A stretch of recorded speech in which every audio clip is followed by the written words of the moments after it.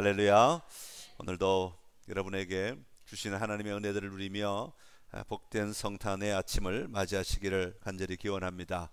오늘은 주기도문 마지막 8번째 시간으로 성탄의 고백이라고 하는 제목으로 같이 말씀을 나누려고 합니다. 우리는 살아가면서 매우 기쁜 순간들을 맞이할 때가 있습니다. 그때마다 사람들은 그 기쁨을 표현을 하지요. 어떤 경우에는 기쁨이 밖으로 드러나지는 않지만 이 가슴 속에서 스며오는, 그리고 온 혈관을 따라 따스함이 느껴지고 그 기쁨의 전율이 느껴지는 그런 기쁨이 있습니다. 그러나 다른 기쁨의 표현도 있죠. 예를 들면 일생에 한번 찾아올까 말까 하는 아주 특별한 사건이 벌어질 때, 사랑하는 사람을 만나서 사랑에 빠질 때, 아니면 내가 온 열정과 시간을 쏟아 무엇인가 집중하였다가 그것을 성취하였을 때 얻게 되는 기쁨 같은 것입니다. 여러분, 그런 기쁨들은 단순히 이 내면 안에서만 퍼져나가는 그런 기쁨으로, 따스함으로 그치지 아니하고 그 기쁨이 나도 모르게 밖으로 터져나올 때가 참 많이 있습니다. 미소가 터져 나오기 시작하고 나도 모르게 내 안에서 소리가 터져 나오기도 하고 심지어는 기뻐 뛰기도 합니다. 그리고 나면 이 기쁨을 혼자 간직하기가 너무 아쉬워서 이 기쁨을 다른 사람과 함께 나누고 싶은 마음이 막 일어나게 되죠. 전화를 걸어서 또는 사람을 만나서 그 기쁨을 함께 이야기하며 공유하려고 하는 마음들이 우리에게 일어나는 것입니다. 오늘은 기쁘고 즐거운 성탄절입니다. 여러분, 성탄절의 주인공은 누구이십니까? 성탄절의 주인공은 예수 그리스도이십니다. 그러나 어쩌면 이 성탄의 진정한 주인공은 바로 저와 여러분이 아닐까 하는 생각을 해보았습니다.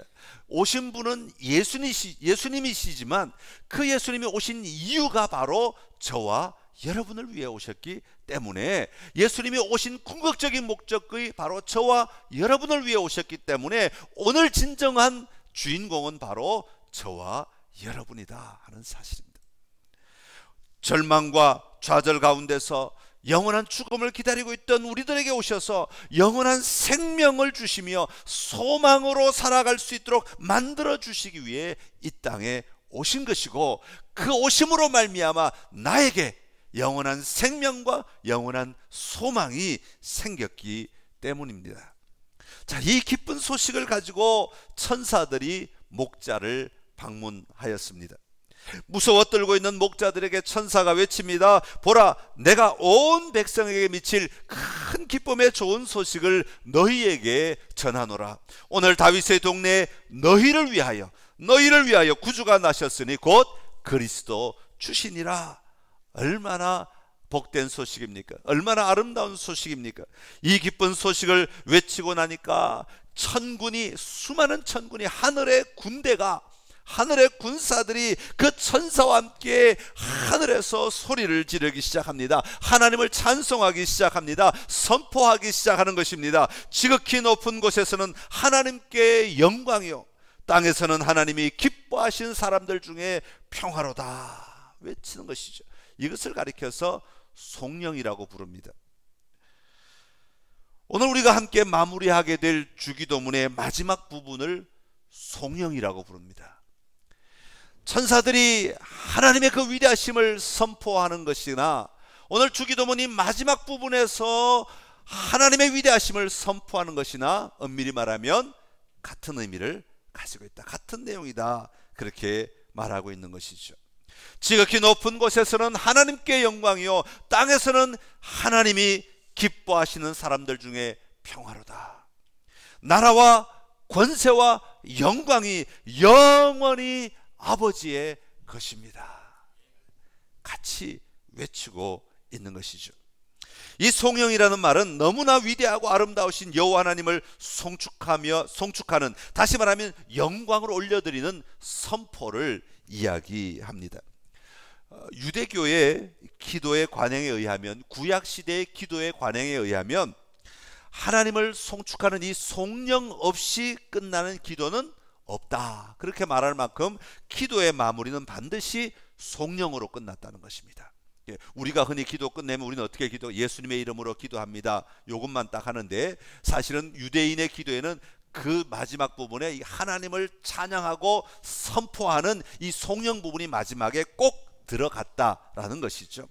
그런데 오늘 우리가 다루는 주기도문의 마지막 부분에는, 오늘 본문에는 괄호를 쳐서, 마태복음 본문에는 괄호를 쳐서, 아니면 다른 어떤 성경에는 각주로 밑에다가 옮겨 적어서 이런 것도 들어갈 수 있다, 그렇게 적어 놓고 있습니다. 이 말은 뭐냐면, 원문, 주기도문의 원문에는 이 부분이 기록되어져 있지 않고 후대에 계속해서 전해지면서 이 본문이 들어갔다, 그런 의미를 가지고 있습니다.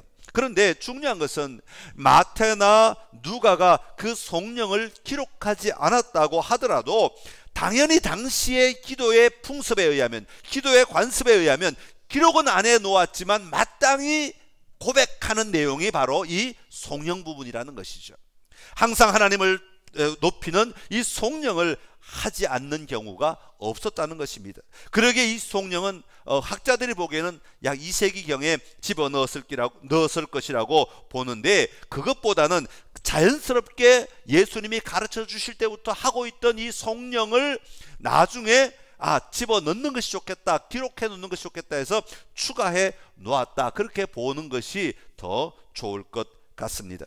왜냐하면 이 내용은 주님이 가르쳐 주신 기도의 내용 이외에 새로운 내용을 첨가한 것이 아니라 지금까지 주님이 가르쳐 주신 기도를 할 수밖에 없는 그 이유, 그들이 그동안 선포해왔던 하나님의 위대하심을 다시 한 번 더 선포하고 있는 내용이기 때문에 그렇습니다. 그래서 옛날 번역에 보면, 옛날 우리가 주기도문을 암송할 때 이 부분을 어떻게 하였습니까? 기억나십니까? 혹시? 대개 나라와 권세와 영광이 아버지께 영원히 있사옵나이다, 그렇게 고백을 하였습니다. 이 대개라는 말은 영덕 대개, 러시아 대개, 그런 걸 말하는 게, 갑자기 기도하다가 왜 대개를 찾나, 그런 말이 아니죠. 이 말의 의미를 모르고 상식적인 생각으로 대개라는 말을 사용하다 보니까 이단들도 왜 성경에 없는 단어를 쓰느냐 그러면서 성경에 없는 단어를 쓰는 걸 보니까 너희들의 주기도문은 틀렸다, 너희들이 이단이다, 이렇게 말한 적도 있습니다. 심지어는 어떤 사람은 대개라는 말을 뺍시다, 왜 빼야 됩니까 하고 물으니까 나라와 권세와 영광이 온전히 하나님께 있어야지 대충 있어서는 안 되지 않습니까? 대개라는 말을 대강 이런 정도로 이해를 하시기 때문에 그건 별로 중요한 단어가 아니다, 그렇게 생각을 했던 것 같습니다. 그런데 원문에 보면 이 대개라고 하는, 이건 대개는 한문입니다.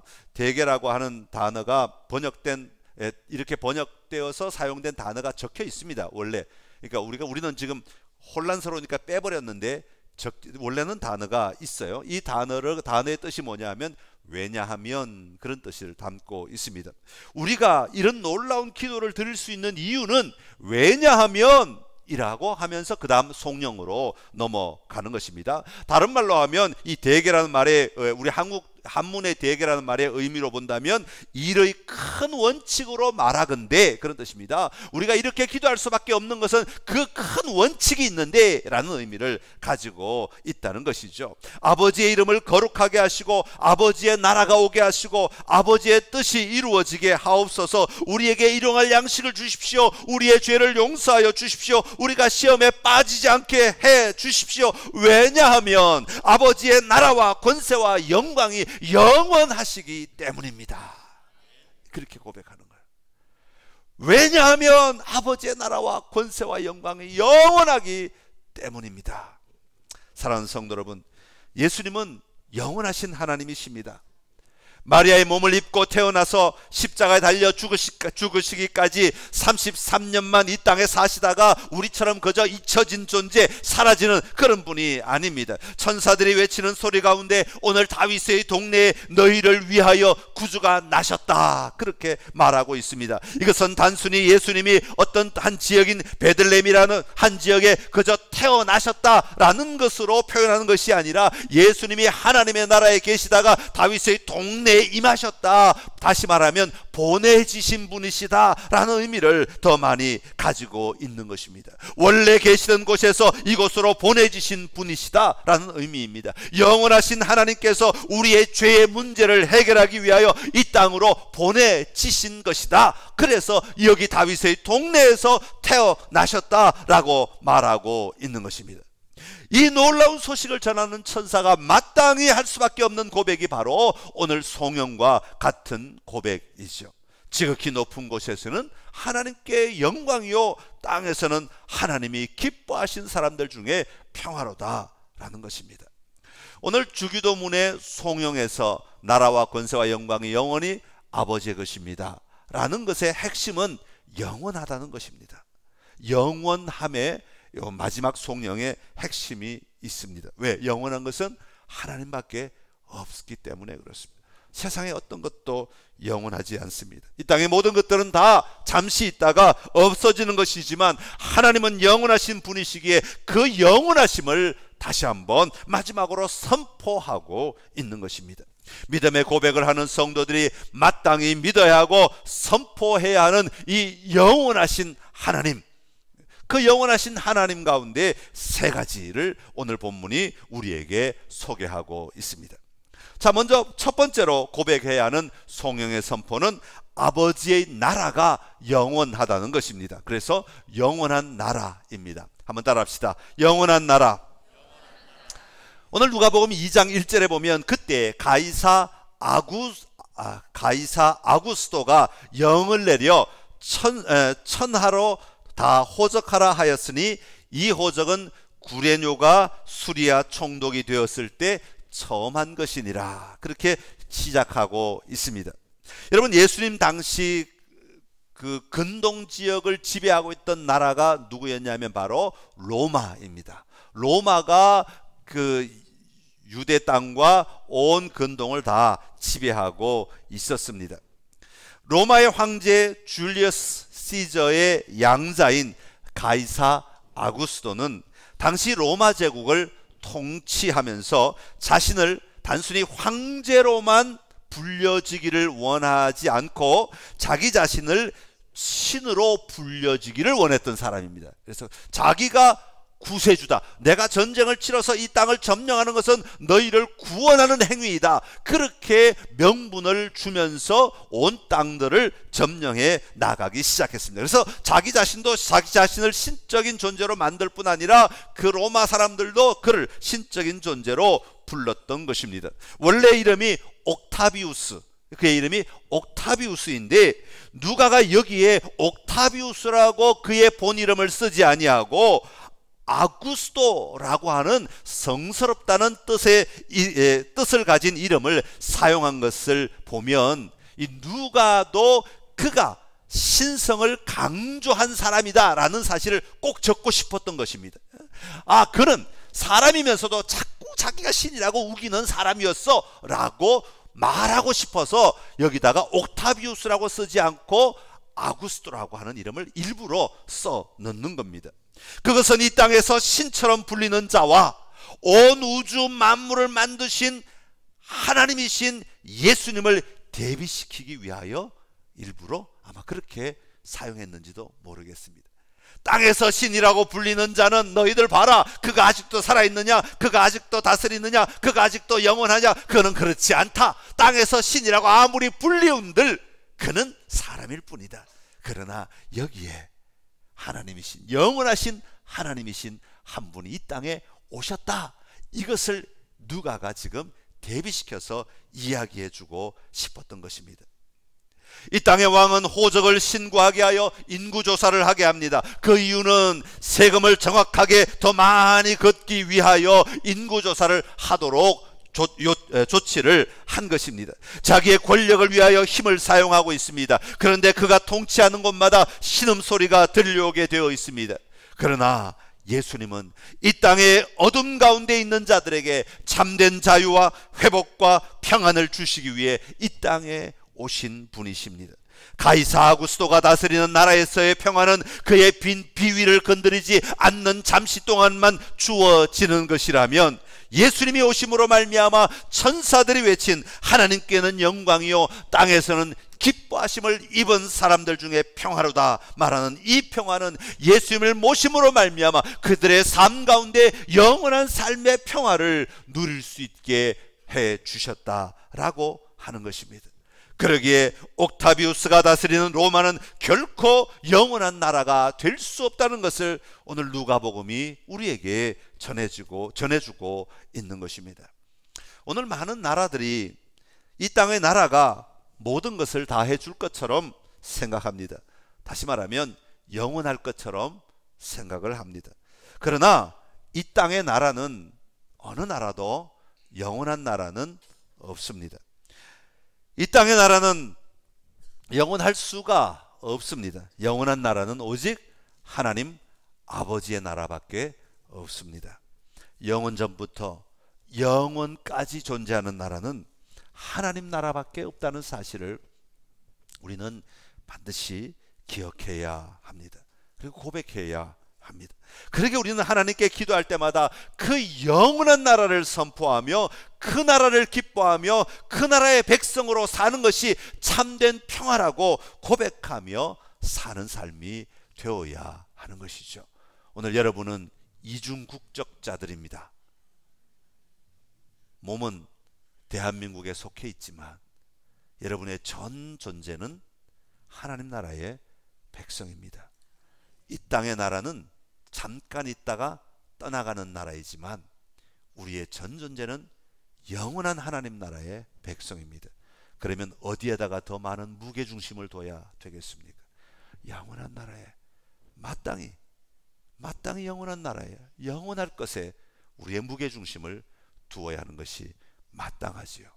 여러분, 영원한 나라의 백성으로 살아가시는 여러분의 삶의 자리에 하나님의 영원하신 나라를 선포하며 사는 은혜가 충만하시기를 간절히 기원합니다. 두 번째로 고백해야 하는 성령의 선포는 아버지의 권세가 영원하다는 고백입니다. 영원한 권세입니다. 한번 따라합시다. 영원한 권세. 권세는 능력, 파워, 에너지 이런 걸 얘기합니다. 얼마 전에 대한항공 비행기에서 난동을 부린 사람의 영상을 봤습니다. 아주 뭐 얼굴까지 잘 찍어서 그냥 모자이크 처리도 안 하고 막 나돌더라고요. 술이 잔뜩 취해가지고 소리를 지르고 그를 제압하는 남자 성문의 얼굴에 침을 뱉고 여자 성문의 배를 발로 걷어차고 쌍욕을 하면서 근데 참 잘생겼더라고요.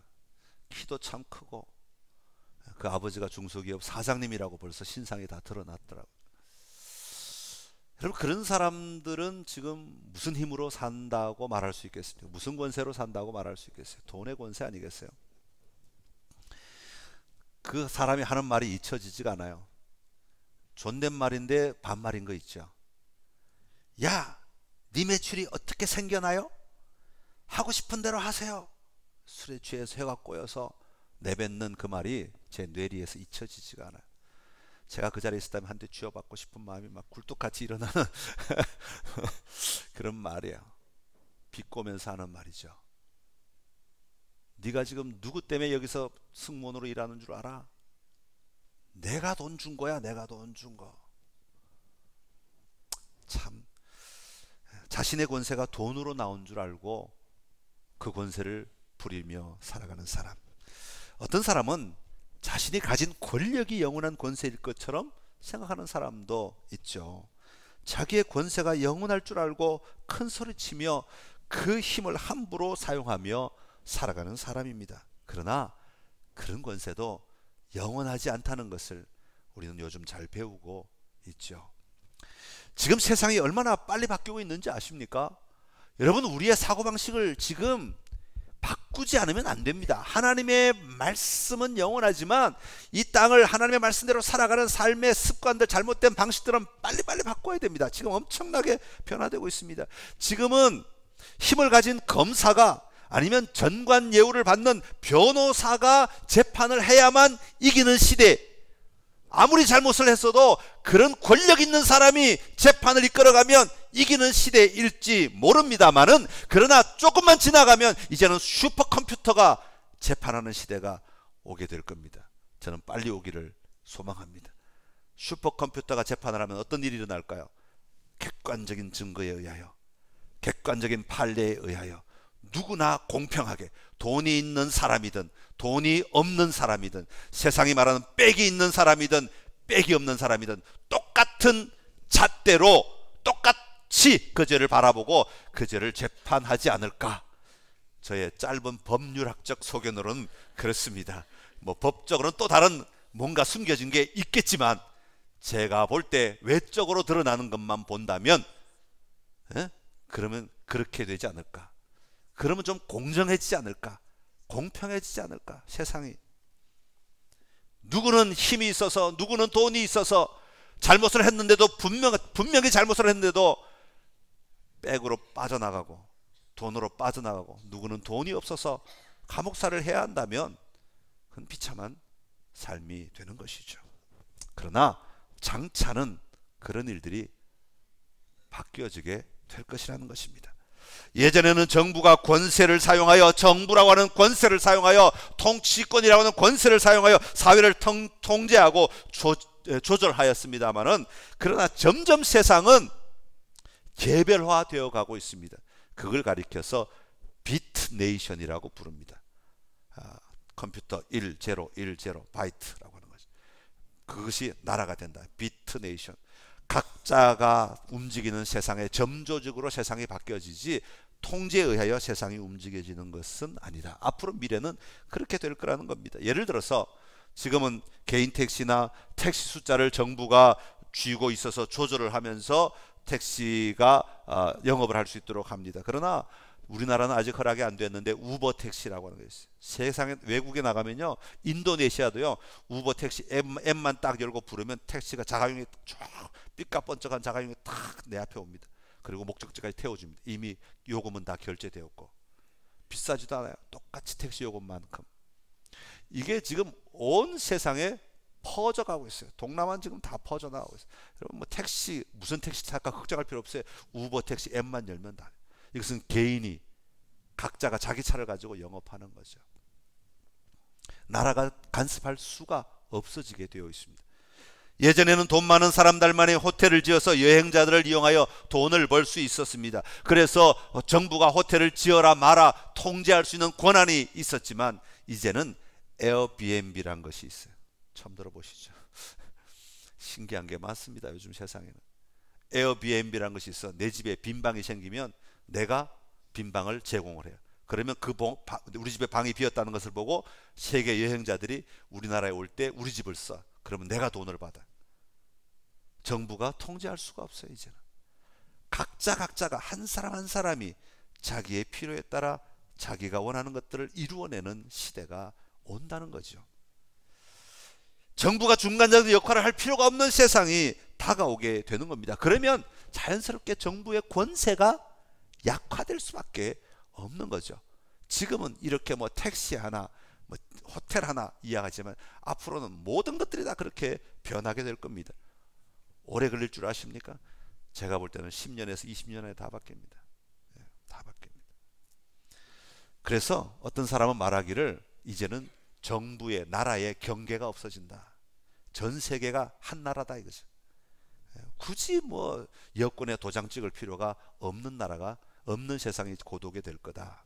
나라의 통제권이 그만큼 약화된다는 것이죠. 각자의 결정권이 더 높아진다는 것입니다. 사랑하는 성도 여러분, 우리 하나님은 공의로우시고 정의로우신 하나님이십니다. 오늘 흔들리는 권세로 우리를 다스리시지 않으십니다. 내 유익을 위한 권세를 가지고 우리를 이용하시는 분이 아니시라고 하는 것입니다. 세상은 지금 그렇게 돌아가고 있지만 하나님은 결코 그러신 분이 아니십니다. 영원하신 사랑으로, 영원하신 권세로 우리를 회복시키시고 자유케 하시는 하나님이신 것입니다. 창조 질서대로 구원의 목적에 맞게 회복시키시는 분이 바로 여호와 하나님이십니다. 그래서 그 하나님의 권세가 머무는 곳에는 언제나 새로운 생명의 변화가 일어나게 되는 것입니다. 잘못된 권세는 무너뜨리고 참된 하나님의 권세가 임하게 되는 것이죠. 오늘 우리는 세상의 권세에 너무 집착하고 있습니다. 사랑하는 성도 여러분, 하나님의 나라를 다시 한번 바라보십시오. 영원한 권세는 세상의 권세가 아니라 하나님의 권세입니다. 영원한 권세는 하나님의 것입니다. 이 땅의 권세는 절대로 영원하지 않습니다. 우리의 사역을 위하여 잠시 맡겨주신 것인데 그것을 과하게 사용하면 마치 영원한 것처럼 보이지만 영원할 수가 없는 겁니다. 그러게 우리는 그 권세를 가지면 청지기로 사용해야 되는 거예요. 청지기답게 잘 사용해야 됩니다. 다른 사람을 위하여 섬기며 도와주며 세워가며 사용하라고 주신 것이 땅의 권세인 것입니다. 그래서 예수님은 이렇게 말씀하십니다. 마태복음 10장 28절의 말씀입니다. 같이 읽겠습니다. 몸은 죽여도 영혼은 능히 죽이지 못하는 자들을 두려워하지 말고 오직 몸과 영혼을 능히 지옥에 멸하실 수 있는 이를 두려워하라. 아멘. 이 말은 뭡니까? 세상의 권세에 너희가 그렇게 두려워서 벌벌 떨지 말고 떨어야 한다 라고 말씀하고 있는 것이죠. 다윗은 이런 놀라운 하나님의 권세를 분명히 알고 있었던 사람입니다. 다윗의 시대는 왕정시대입니다. 왕정시대라고 하는 말은 왕이 최고인 시대다 그 말이죠. 다윗은 왕이 최고인 시대에 꽃을 피웠던 사람입니다. 왕이 최고인 시대답게 그는 권력이 있었습니다. 그는 유명했습니다. 모든 사람들이 인정했습니다. 백성들이 따랐습니다. 그러니 얼마나 높은 권세, 높은 권력을 가지고 주장하며 살 수 있었겠습니까? 그러나 그는 자기의 권세를 선포하지 않았습니다. 하나님의 권세를 선포했던 사람입니다. 우리 성경 한번 찾아보겠습니다. 역대상 구약 역대상 29장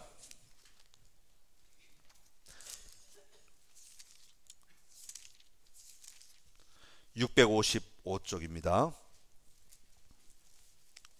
역대상 29장 10절부터 13절까지 말씀입니다. 우리 함께 읽겠습니다. 시작. 다윗이 온 회중 앞에서 여호와를 송축하여 이르되 우리 조상 이스라엘의 하나님 여호와여, 주는 영원부터 영원까지 송축을 받으시옵소서. 여호와여, 위대하심과 권능과 영광과 승리와 위엄이 다 주께 속하여 싸우니 천지에 있는 것이 다 주의 것이로소이다. 여호와여, 주권도 주께 속하여 싸우니 주는 부와 귀가 주께로 말미암고 또 주는 만물의 주제가 되사 손에 권세와 능력이 있사오니 모든 사람을 크게 하심과 강하게 하심이 주의 손에 있나이다. 우리 하나님이여, 이제 우리가 주께 감사하며 주의 영화로운 이름을 찬양하나이다. 아멘. 할렐루야. 사랑하는 성도 여러분, 이 선포가 여러분의 선포가 되시기를 간절히 기원합니다. 이따가 없어지는 권세 앞에 우리의 미사여구를 사용할 것이 아니라 영원한 권세 앞에 참으로 선포해야 할 그 아름다운 고백을 선포하며 나아가야 하는 것입니다. 여호와, 영원한 권세를 가지신 여호와 하나님을 찬양하며 그 앞에 엎드리며 살아가는 저와 여러분의 삶이 될 수 있기를 간절히 기원합니다. 그리고 마지막으로 고백해야 하는 성령의 선포는 아버지의 영광이 영원하다는 고백입니다. 영원한 영광입니다. 한번 따라합시다. 영원한 영광. 16세기 종교개혁을 일으킨 사람 가운데 하나인 존 칼빈은 스위스에서 위대한 종교개혁을 일으킨 사람입니다. 얼마나 많이 알려졌겠습니까? 얼마나 유명해졌겠습니까? 얼마나 위대한 사람이라고 칭송을 받았겠습니까? 그러나 그가 죽을 때 이렇게 유언을 하였습니다. 절대로 내 무덤을 크게 만들지 말고 무덤에 어떤 장식도 하지 마라. 제가 가봤는데 공동묘지에 다른 사람은 비석들이 막 위로 세워져 있고 장식문들이 세워져 있는데 땅에 그냥, 여기에 그냥 칼빈이라고만 써져 있어요. 그 이유는 후대에 자기의 업적이 기억되지 아니하고 하나님의 업적이 기억되기를 바랐기 때문이라고 고백하고 있습니다. 자기의 이름이 드러난 것, 자기가 한 일로 말미암아 자기의 이름이 드러나기를 원하지 아니하고 이 일로 말미암아 하나님의 영광이 드러나기를 원한다. 그래서 내 무덤을 크게 하지 말고 아무것도 내 기록을 남기지 말아라 라고 이야기했던 것입니다. 오직 하나님께만 영광을 돌리겠다. 사람들은 자기들이 받을 영광을 하나님께 돌리는 것을 기쁨으로 여깁니다. 예를 들어서 좋은 상을 받으면 이 상을 하나님께 영광 올려드립니다. 우리 연말 시상식 많이 텔레비전에 하면 그런 얘기 가끔 듣죠. 하나님께 영광을 올려드립니다. 자, 그때 하나님의 영광은 얼마만한 사이즈일까요? 하나님이 받으실 영광의 사이즈가 그 사람의 트로피만한 사이즈. 외적으로 본다면 그 사람이 받을 박수의 양만큼 아니겠습니까? 하나님께 영광을 돌린다는 것은 우리가 받을 영광을 하나님께 올려드리는 정도가 아니라, 우리가 박수 받을 만한 그 정도의 영광을 하나님께 올려드리는 정도가 아니라, 하나님이 마땅히 받으셔야 될 그 영광, 하나님의 영광을 하나님께 올려드리는 자들이 되어야 한다는 고백입니다. 하늘에서 선포되는 하나님의 영광을 바라보며 그 영광을 선포할 수 있어야 하는 것입니다. 내가 받은 5만 원으로 하나님 앞에 영광을 올려드리는 것이 아니라 하나님이 받으실 헤아릴 수 없는 수억만금의 그 영광을 하나님 앞에 올려드릴 수 있어야 한다는 것이죠. 다시 말하면 내가 어떤 기쁘고 내가 무엇을 얻고 내가 즐거울 때만 이것으로 말미암아 하나님께 영광을 올려드리는 것이 아니라 나의 삶과는 상관없이 하나님은 마땅히 영광을 받으셔야 하실 분이라는 사실을 인정하고 그 하나님께 영광을 올려드릴 수 있는 삶이 오늘 우리에게 있어야 한다는 것이죠. 그런데 우리 신앙은 매우 이기적이어서 내가 어떤 영광을 얻으면 그래, 이걸 하나님께 좀 돌려드려야지, 내 양심, 기독교인의 양심이 있지, 그리고 이 영광 하나님이 받으십시오 라고 말하는 것으로 머물러 버릴 때가 얼마나 많은지 모릅니다.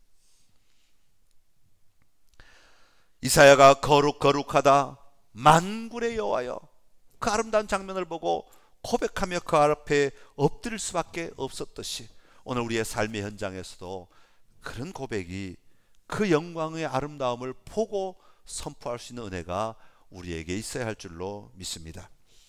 시상식 이야기가 나왔으니까 시상식 장면을 하나 보여드리겠습니다.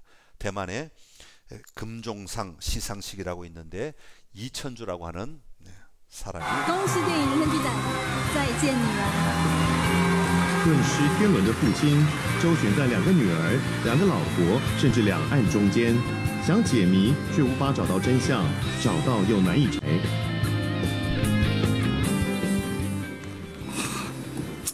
老实说，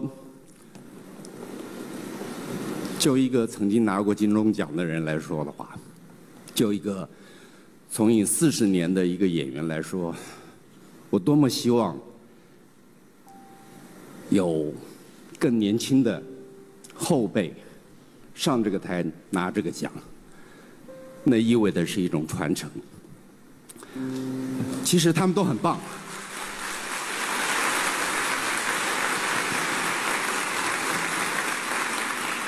你们都很棒，只是上帝拣选了我。我想一定有他的用意，可能让我上来说说话吧。与其我想了一下，与其跟大伙儿一样，那么千篇一律的谢谢这个，谢谢那个，感谢是不用说的，每一个人我们都值得感谢。可是。 你们想不想听一些不一样的？我是个基督徒，那么就用我的方式，我跟我的神，让我们这个大家庭，我们现在共聚一堂。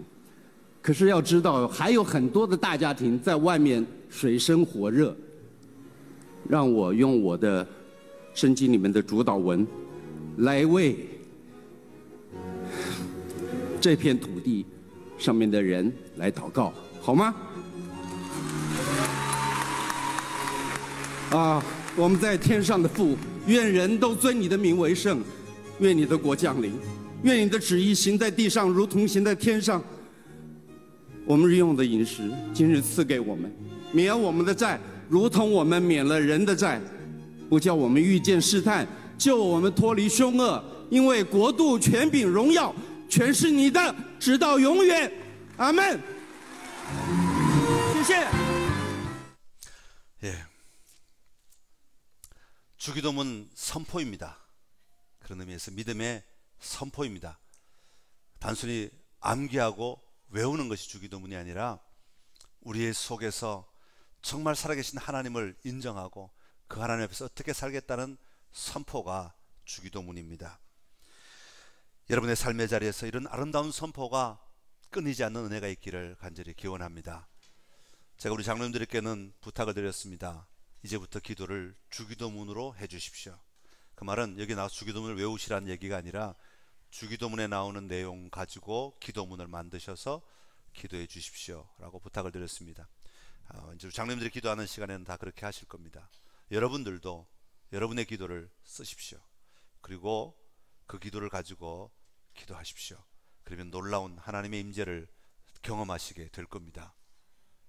형식적인 기도 말고 하늘에 계신 우리 아버지 하고 기도문을 만드시고, 아버지의 나라가 오게 하시며 또 기도문을 만드시고, 한 단락단락을 떼어서 거기에 맞는 여러분의 언어로, 여러분의 고백으로 기도문을 만드신다면 한 페이지 정도가 나올 겁니다. 그것으로 기도하시면 됩니다.